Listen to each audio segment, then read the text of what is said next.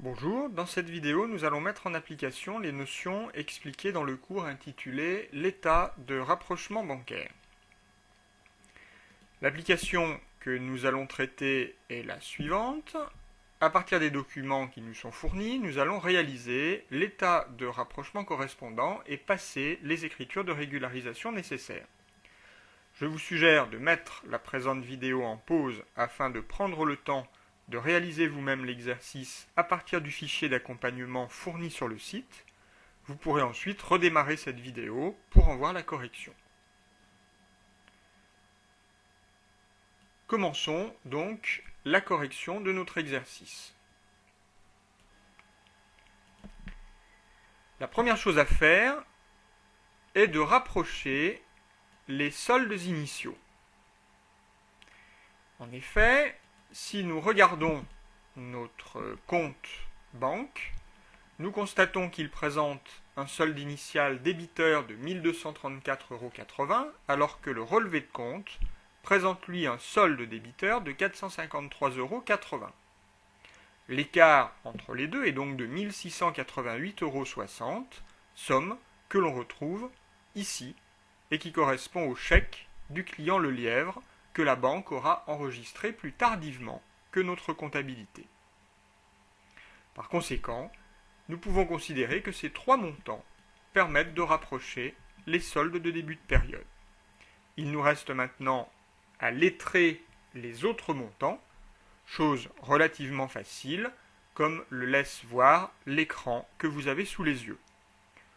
La seule difficulté, si l'on peut dire, est de bien penser à ajouter ces deux montants pour obtenir les 4 890,60 € que notre comptabilité a enregistrés le 5 mai.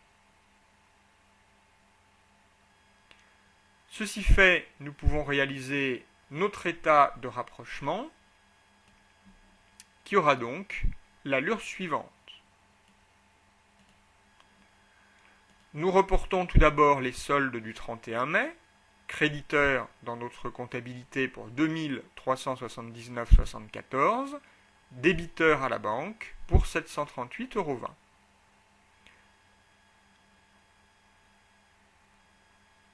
La plupart des sommes que nous avons reportées ne posent a priori aucune difficulté. Simplement ici, nous avons 9,90 € enregistrés au débit de notre compte en banque qui correspondent à une erreur sur le chèque numéro 5370. En effet, dans notre comptabilité, ce chèque avait été enregistré pour 688,70 € et il nous était spécifié que le vrai montant du chèque fait à ce fournisseur était de 678,80 €.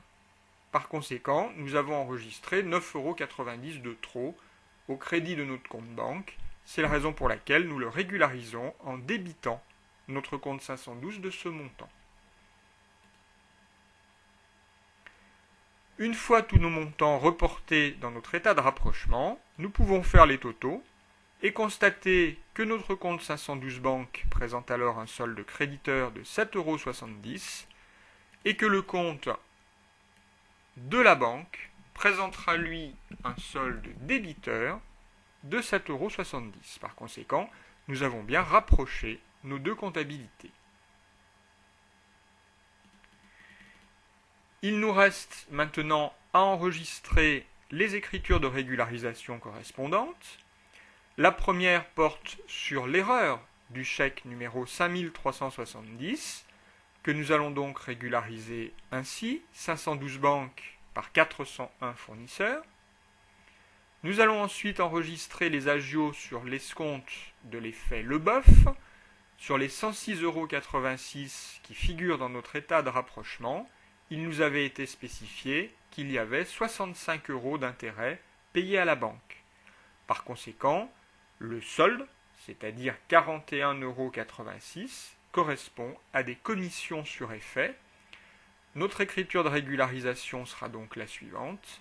661 charges d'intérêt pour 65 €, 627,5 frais sur effet pour 35 € hors taxe, la TVA correspondante déductible sur ABS 6,86 € et nous créditons bien entendu le compte 512 banques pour les 106,86 € qui figuraient dans notre état de rapprochement. La troisième opération correspond aux intérêts perçus sur notre compte bloqué. Nous allons donc, cette fois-ci, débiter le compte 512 et créditer le compte 76, produits financiers. Ensuite, nous devons enregistrer 678 € au débit de la banque correspondant à l'encaissement de coupons de valeurs mobilières de placement.